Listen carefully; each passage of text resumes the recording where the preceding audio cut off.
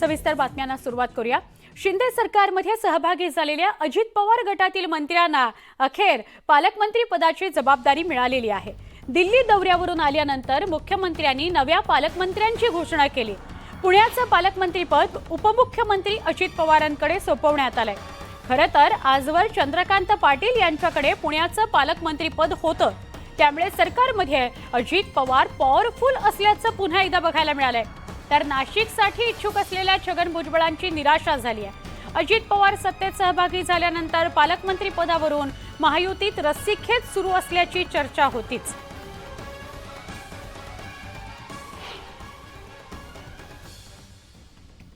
पालकमंत्री कोण असतील, कुठल्या जिल्ह्याचं पालकमंत्रीपद कुठल्या मंत्र्याकडे असेल हे समोर आलंय। गेले काही महिने सातत्याने आपण चर्चा ऐकत होतो की चंद्रकांत पाटील यांना पुण्याचं पालकमंत्रीपद दिलं गेलं होतं, ते त्यांच्याकडनं काढून घेतलं जाईल आणि अजित पवार सत्तेत आल्यापासून चर्चा अशी होती की अजित पवारांकडे पुण्याचं पालकमंत्रीपद जाईल। तेच चित्र स्पष्ट झालेलं आहे। गेल्या 4 महिन्यांपासून रखडलेल्या पालकमंत्रीपदाचा तिढा सुटलाय। नाशिक आणि रायगडच्या पालकमंत्रीपदाचा तिढा मात्र अजून कायम आहे। दरम्यान 2 जिल्ह्यांच्या पालकमंत्रीपदाचा तिढा अद्यापही कायम असल्याचं समोर येत आहे। आपण नजर टाकूया काय नेमकी परिस्थिती आहे, पालकमंत्रीपद कुणाचं कुठे गेलेलं आहे। छगन भुजबळ नाशिकसाठी इच्छुक आहेत। दादा भुसेंकडे सध्या नाशिकचं पालकमंत्रीपद आहे आणि दुसरा जिल्हा अदिती तटकरे रायगडसाठी इच्छुक आहेत। भरत गोगावले सुद्धा इच्छुक आहेत।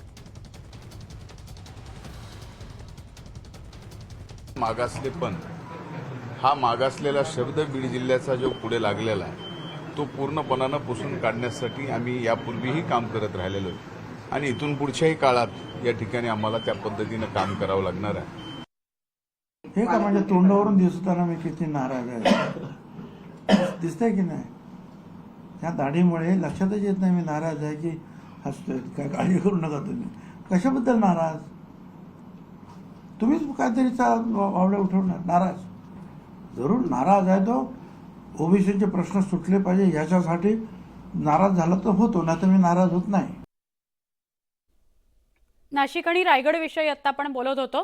रायगड हे आता सध्या उदय सामंतांकडे आहे, नाशिक दादा भुसेंकडे आहे। पुढे जाऊया। पुणे जिल्ह्यामध्ये अजित पवारच बॉस असल्यावर अखेर शिक्कामोर्तब झालेला आहे। चंद्रकांत पाटलांची पुण्याच्या पालकमंत्री पदावरून उचलबांगडी करण्यात आली आणि त्यांच्याकडे सोलापूर आणि अमरावतीची जबाबदारी देण्यात आली।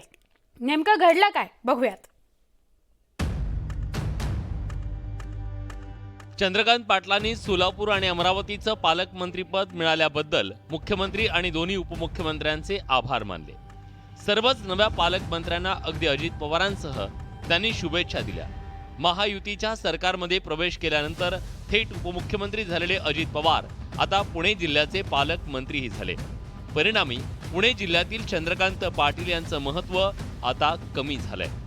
शरद पवार आणि अजित पवार यांचं जिल्ह्यातलं राजकीय महत्त्व कमी करण्यासाठी मराठा चेहरा असलेल्या चंद्रकांत पाटलांना भाजपनं बळ दिलं होतं, पण आता अजित पवार महायुतीत सहभागी झाल्यानं चंद्रकांत पाटलांचा पुण्यात भाजपला फारसा उपयोग राहिला नव्हता।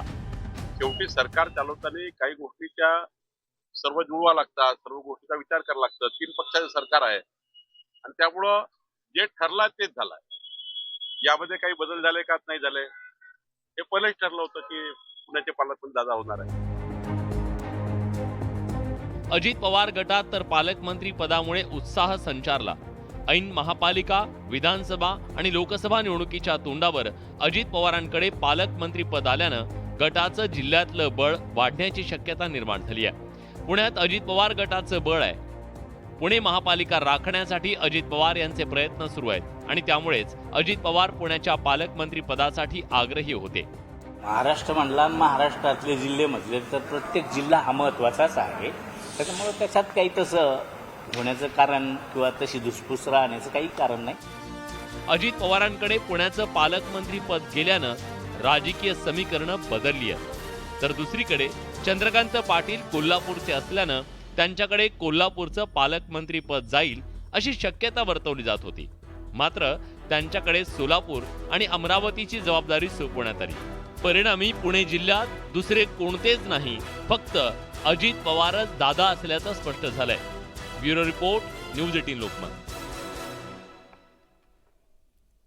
पुणे जिल्ह्याच्या पालकमंत्रीपदी उपमुख्यमंत्री अजित पवारांची नियुक्ती करण्यात आली आहे. दरम्यान यानंतर बारामती आणि पुण्यात अजितदादा समर्थकांकडून आनंद व्यक्त करण्यात आला.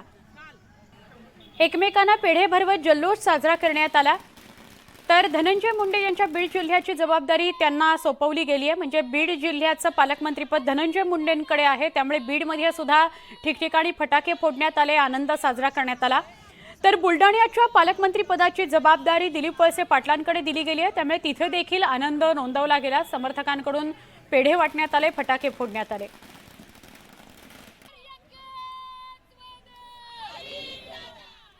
शिवसेनेतील आमदार अपात्रता प्रकरणाची शुक्रवारी सुनावणी होणार आहे. मात्र या सुनावणीपूर्वी आरोप प्रत्यारोपांचं राजकारण रंगलेलं आहे. शिवसेना उद्धव बाळासाहेब ठाकरे पक्षानं विधानसभा अध्यक्षांना टार्गेट केलंय, तर विधानसभा अध्यक्षांनी त्यावर जोरदार पलटवार केला.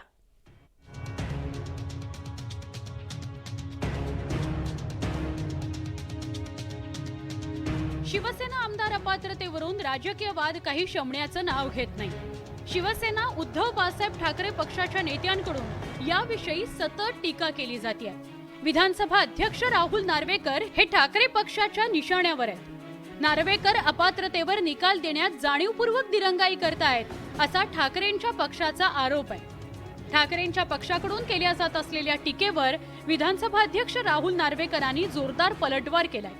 सुप्रीम कोर्टाने, सर्वोच्च न्यायालयाने हा निकाल मे मध्ये दिल्यानंतर 1 महिना, 2 महिने, 3 महिने, 4 महिने तुम्ही लांबणीवर ठेवता आणि अजूनही सांगता की अजून विषय पुढे जाईल. नक्की न्याय मिळणार आहे की नाही आपल्या देशात, आणि आपल्या देशात लोकशाही आहे की नाही? माझा जो निर्णय असेल तो घेण्यात मी कुठच्याही प्रकारची दिरंगाई करणार नाही, परंतु कुठच्याही प्रकारची घाईही करणार नाही ज्यातून मिसकॅरेज ऑफ जस्टिस होऊ शकेल. जे नियम आहेत त्याचं पालन केलंच जाणार.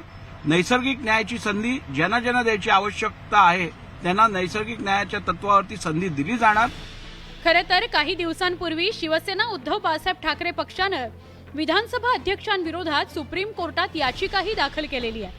विधानसभा अध्यक्षांकडून अपात्रता प्रकरणी सुनावणी घेण्यात वेळकाढूपणा केला जात असल्याचा याचिकेत आरोप करण्यात आलाय. त्यावर सुनावणी घेत सुप्रीम कोर्टानं विधानसभा अध्यक्षांना खडे बोल सुनावले होते. दरम्यान विधानसभा अध्यक्ष नार्वेकरांच्या नियोजित परदेश दौऱ्यावरूनही राजकीय आरोप प्रत्यारोपांचा सामना रंगला होता.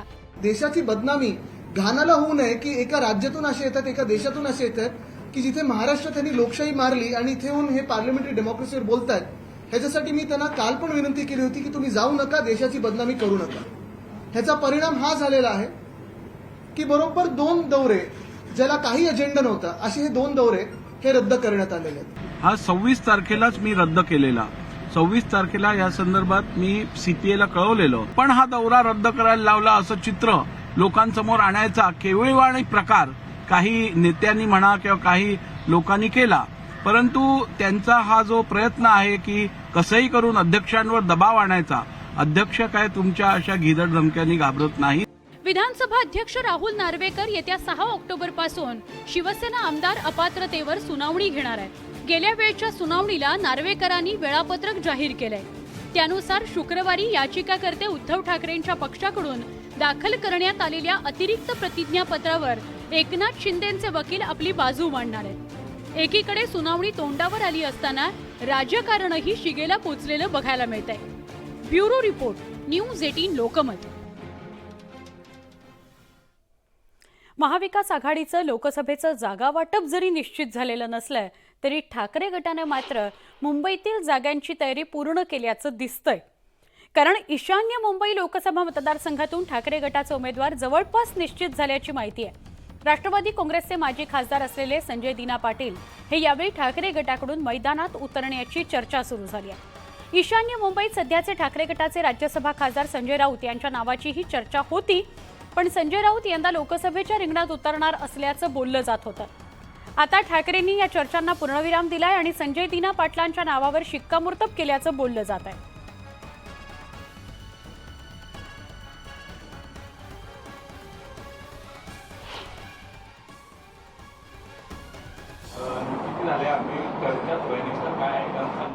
आमच्या पक्षामध्ये उमेदवार ठरवण्याचे सर्व अधिकार हे पक्षप्रमुखांना असतात. त्या विषयात आम्ही काही फार भाष्य करत नाही. नेत्यांची बैठक होईल, त्या बैठकीमध्ये जेव्हा हा विषय चर्चेला येतात तेव्हा आम्ही आमची मतं नक्की नोंदवू. आणि माझ्यासारखा स्पष्ट वक्ता माणूस मतं नोंदवायला कधीही कचरत नाही. पण शेवटी पक्षप्रमुख जो निर्णय घेतात तो अंतिम असतो.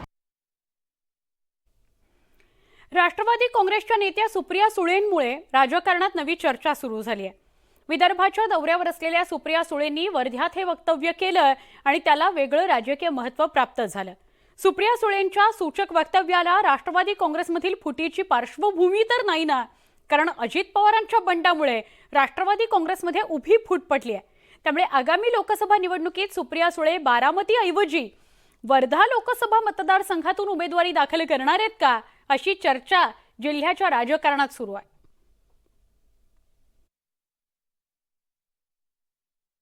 विनोबाजी आणि महात्मा गांधी यांच्या पदस्पर्शाने पावन झालेली ही भूमी आहे आणि त्याच्यामुळे त्या दोघांच्या पदस्पर्शाने पावन झालेली ही भूमीमध्ये जर आपल्याला काम करायची संधी मिळाली तर अर्थातच मला आनंदच मिळेल. आणि तो कुठून लढायचा, काय लढायचं होतं त्याचा प्रश्न आहे. पण कदाचित त्यांनाही वाटत असेल की बारामती आज सुरक्षित नाही आहे, म्हणून दुसरा कोणता मतदारसंघ शोधावा या दृष्टीने त्यांनी म्हटली असेल. पुढच्या बातमीकडे वळतोय. महाराष्ट्रातील राजकीय वातावरण तणावपूर्ण बनलेलं आहे आणि त्यातच हिंगोलीच्या खासदारांची कृती आणखी भर टाकणारी ठरली आहे. नांदेड शासकीय रुग्णालयात प्रभारी अधिष्ठाता यांना बाथरूम साफ करायला लावल्यानं आता खासदार हेमंत पाटलांविरोधात डॉक्टरांच्या संघटना आक्रमक झाल्या. हिंगोलीचे खासदार हेमंत पाटील यांच्या विरुद्ध अॅट्रॉसिटी आणि शासकीय कामात अडथळा आणल्याचा गुन्हा दाखल करण्यात आलाय. हेमंत पाटलांनी मात्र जामीन घेणार नसल्याचं ठणकावलंय.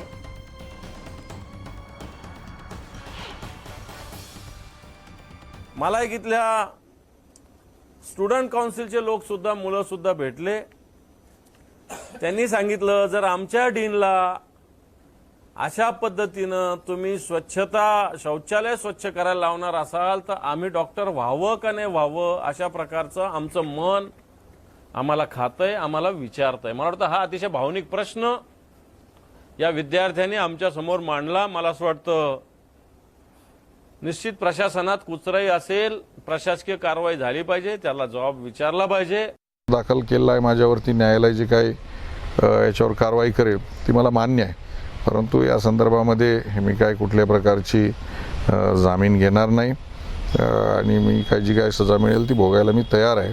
परंतु कारण करून जर एखाद्या लोकप्रतिनिधीवर अशा पद्धतीचे जर गुन्हे दाखल होत असतील तर मला वाटतं त्या नोकरशाही अतिशय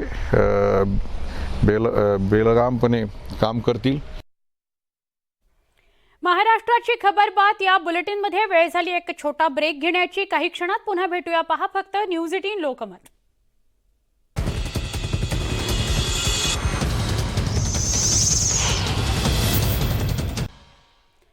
बुलेटिनमध्ये पुन्हा एकदा स्वागत. एक महत्त्वाची बातमी या घडीला आपण बघतो आहोत. नागपूरच्या मेयो आणि मेडिकल रुग्णालयातही 24 तासात 25 रुग्णांचा मृत्यू झाल्याची माहिती समोर येते.